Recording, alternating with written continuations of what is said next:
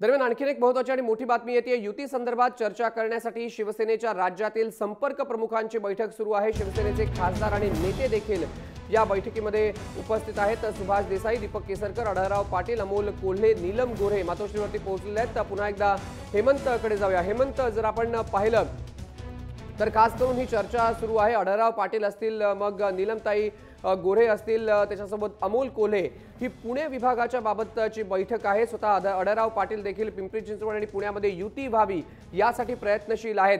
काय माहिती मिळते या नेत्यांकडून?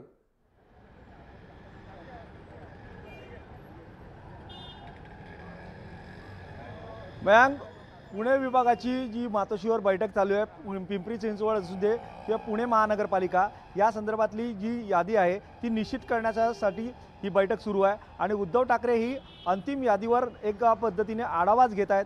कुठलं नाव निश्चित करायचं आणि कुठल्या नावाला मंजुरी द्यायची या संदर्भातली ही संपूर्ण ही बैठक सुरू आहे। आता या बैठकीमध्ये युती व्हावी या संदर्भातला जो आढावा आहे तोही या नेत्यांनी काल मांडलेला आहे। पुन्हा आज याच्यावर चर्चा सुरू आहे, कारण युतीमधला जो बेबनाव आहे तो बेबनाव अद्याप पुणे महानगरपालिका आणि पिंपरी चिंचवड महानगरपालिका इथेही दिसतोय। आता ह्या सर्व गोष्टीवर मुख्यमंत्र्यांकडनं जो काही संवाद आहे तो उद्धव ठाकरेंचा संवाद सुरू आहे अशा पद्धतीचे बरोबर। काय नक्की होणार आहे या नेत्यांच्या बैठकीमध्ये स्पष्ट होणार आहे, कारण स्वतः उद्धव ठाकरे पुण्याबाबत किंवा पिंपरी चिंचवड बाबत काय निर्णय घेत आहेत हे लवकरच कळेल। धन्यवाद हेमंत दिलेल्या माहितीबद्दल। तर राजकीय परिस्थिती महाराष्ट्रातली अजूनही स्पष्ट झालेली नाही। युती होणार का नाही याबाबत अजूनही गुऱ्हा सुरूच आहे।